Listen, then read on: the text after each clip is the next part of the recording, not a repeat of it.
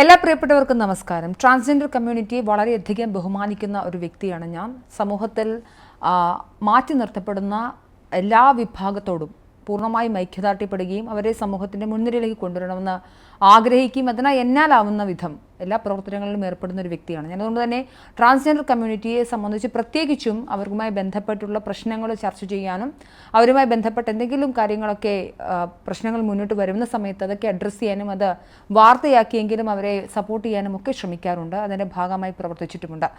Transgender എന്നാൽ ഏതെങ്കിലും തരത്തിലുള്ള ബലപ്രയോഗത്തിലൂടെ മാറ്റിയെടുക്കാൻ പറ്റുന്നൊരു രോഗമാണ് എന്നൊരു ധാരണ എനിക്കില്ല. ട്രാൻസ്ജെൻഡർ എന്നാൽ ഒരു വ്യക്തിയുടെ ഐഡൻറ്റിറ്റിയാണ് എന്നുള്ള കൃത്യമായ ബോധം എനിക്കുണ്ട് താനും.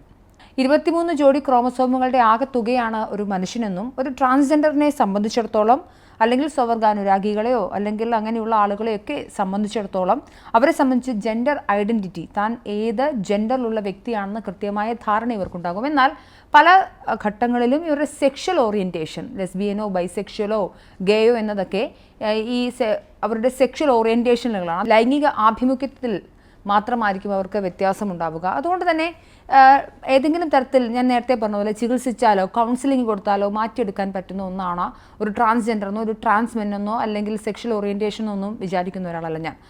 ഇത് ആമുഖമായി പറഞ്ഞത്. ഞാൻ ഇനി പറയാൻ പോകുന്ന ചില കാര്യങ്ങളിൽ നിങ്ങൾക്ക് വിരുദ്ധ അഭിപ്രായം ഉണ്ടാകാം. ഇന്നലെ നിരവധിയായ നമുക്ക് പറയാം സോക്കോൾഡ് ഇന്നത്തെ കാലഘട്ടത്തിൽ വിളിക്കുന്ന പാപ്പറാസി മീഡിയ അല്ലെങ്കിൽ ആളുകളുടെ വ്യക്തിപരമായ അവരുടെ ബൈറ്റുകളും അവരുടെ പുറകെ നടന്ന് അവരുടെ കാര്യങ്ങളുമൊക്കെ പകർത്തുന്ന ഒരുപാട് ഓൺലൈൻ ഇൻസ്റ്റഗ്രാം ചാനലുകളൊക്കെ ധാരാളമായുണ്ട്. അങ്ങനെയുള്ള ചാനലിൽ ട്രെൻഡിങ് ആയി വന്നിരുന്ന ഒരു വീഡിയോ ആയിരുന്നു.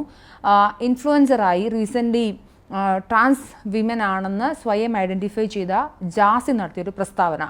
അവരുടെ സിനിമയിൽ അവസരങ്ങളൊക്കെ ലഭിക്കുന്നുണ്ടോ എന്ന് ചോദിച്ചപ്പോൾ അവസരങ്ങളൊക്കെ ലഭിക്കുന്നുണ്ട്, തന്നെ തേടി അവസരങ്ങൾ വരുന്നുണ്ട്. പക്ഷേ രണ്ടാം കിട ട്രാൻസ് വിമൻ അല്ലെങ്കിൽ പ്രോസ്റ്റിറ്റ്യൂട്ട് മോഡലിലുള്ള വേഷങ്ങളാണ് വരുന്നത്. അതൊന്നും ചെയ്യാൻ തനിക്ക് താല്പര്യമില്ല എന്നാണ് ജാസി നൽകുന്ന മറുപടി.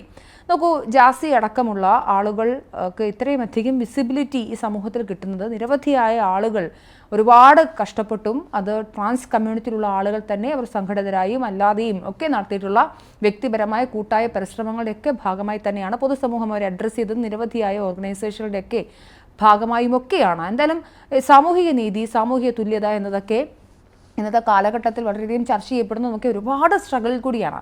അതുകൊണ്ട് തന്നെ അത്തരം ഒരു കമ്മ്യൂണിറ്റിയെ അടച്ച് ആക്ഷേപിച്ച് താങ്കൾ കൂടി പ്രതിനിധാനം ചെയ്യുന്ന അങ്ങനെയാണെന്നാണ് താങ്കൾ ഐഡൻറ്റിഫൈ ചെയ്യുന്നത്. അതുകൊണ്ട് താങ്കളുടെ ഐഡൻറ്റിറ്റീനെ അല്ലെങ്കിൽ ജെൻഡറിനെ ഞാൻ ക്വസ്റ്റ്യൻ ചെയ്യുന്നില്ല. പകരം ഏതെങ്കിലും തരത്തിൽ ജാസി ഈ കമ്മ്യൂണിറ്റിയിൽപ്പെട്ട ആളുകളെ രണ്ടാം കിട എന്ന് വിളിക്കുന്നുണ്ടെങ്കിൽ അത് തികച്ചും അനീതിയാണ്. ഒരിക്കലും അത് ചെയ്യാൻ പാടില്ലാത്ത ഒന്നായിരുന്നു. അതിൽ ഈ ഓൺലൈൻ മാധ്യമങ്ങൾ ഈ പറഞ്ഞതുപോലെ അവർ ഇൻസ്റ്റഗ്രാം അക്കൗണ്ടിലൊക്കെ ഈ വീഡിയോ പങ്കുവച്ചിരുന്നു. ട്രാൻസ് കമ്മ്യൂണിറ്റിയെ രണ്ടാം കിട എന്ന് വിളിക്കുന്നത് അല്ലെങ്കിൽ പ്രോസ്റ്റിറ്റ്യൂട്ട് റോളുകളൊക്കെ രണ്ടാം കിട റോളുകളാണെന്ന് പറയുന്ന ജാസിക്ക് മറുപടിയായി സിനിമാ മേഖലയിൽ വളരെയധികം സ്ട്രഗിൾ ചെയ്ത് വന്ന അഞ്ജലി അമീർ എന്ന് പറയുന്ന നടി നൽകുന്നൊരു മറുപടിയുണ്ട്. ആ മറുപടിയിലെ കുറച്ച് ഭാഗങ്ങൾ ഞാൻ നിങ്ങൾക്ക് വേണ്ടി വായിക്കാം.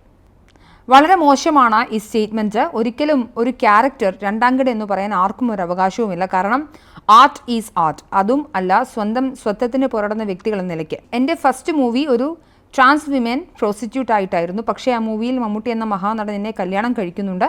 അഭിമാനമായി കരുതുന്ന ക്യാരക്ടർ. പിന്നെ പലതരത്തിലുള്ള ക്യാരക്ടേഴ്സ് ചെയ്യാൻ എനിക്ക് ഭാഗ്യം കിട്ടിയിട്ടുണ്ടെന്നാണ് അഞ്ജലി അമീർ പറയുന്നത്. നോക്കൂ, ജാസി അടക്കമുള്ള ആളുകൾ മനസ്സിലാക്കേണ്ടുന്നത് നിരവധിയായ ആളുകളുടെ അവകാശ സമരങ്ങളുടെയൊക്കെ ഭാഗമായാണ് താങ്കൾക്ക് ഇപ്പോൾ കിട്ടുന്ന സോഷ്യൽ മീഡിയ പബ്ലിസിറ്റി ആയിക്കൊള്ളട്ടെ, താങ്കൾ ഒരു ഇൻഫ്ലുവൻസറായി താൻ നിരവധി സ്ഥാപനങ്ങളുടെയൊക്കെ മോഡലായും ഫാഷൻ ഷൂട്ടിങ്ങിനും ഒക്കെ പോകുന്ന ഒരുപാട് ആളുകളുടെ സ്ട്രഗിൾ കൊണ്ടാണ്.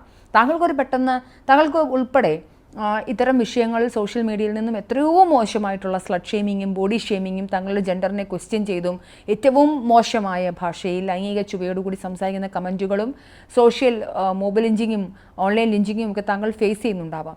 അപ്പം അത്തരം ഒരു ഘട്ടത്തിൽ താങ്കളെപ്പോലുള്ള ആളുകൾ, അതായത് സമൂഹത്തിൽ ഇത്തരം കമ്മ്യൂണിറ്റിയെ പ്രതിനിധാനം ചെയ്യുന്ന അല്ലെങ്കിൽ അങ്ങനെ അവിടെ നിന്ന് കിട്ടുന്നൊരു വിസിബിലിറ്റി ഉള്ളൊരു വ്യക്തി എന്ന നിലയിൽ താങ്കൾ കാണിക്കേണ്ടുന്ന കുറച്ച് സാമൂഹിക മര്യാദകൾ അല്ലെങ്കിൽ സാമൂഹിക പ്രതിബദ്ധതയുണ്ട്.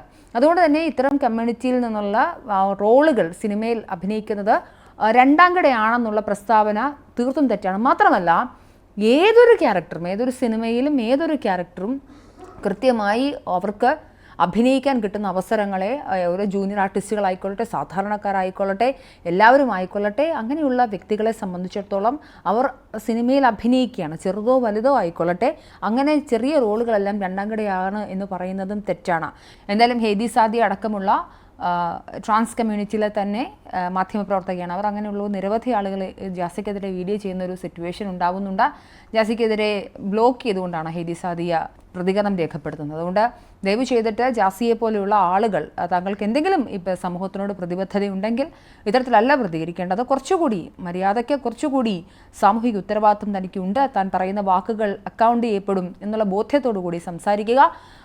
ഒരുപാട് ആളുകളുടെ അധ്വാനത്തിൻ്റെയും വിയർപ്പിൻ്റെയും ഫലമാണ് ആകത്തുകയിൽ താങ്കൾക്ക് ഇപ്പോഴെങ്കിലും ഈ അനുഭവിക്കുന്ന സ്വാതന്ത്ര്യമെന്ന് ഇടയ്ക്കൊന്ന് ഓർക്കുക. അവരൊക്കെ രണ്ടാംകിടയാണെങ്കിൽ താങ്കളും അങ്ങനെയാണ് എന്ന് സ്വയം പറഞ്ഞു വെക്കുകയാണ്. അതുകൊണ്ട് കുറച്ചൊരു മാന്യവും മര്യാദയുമായ ഭാഷാപ്രയോഗങ്ങൾ നടത്താൻ ശ്രദ്ധിക്കുമല്ലോ.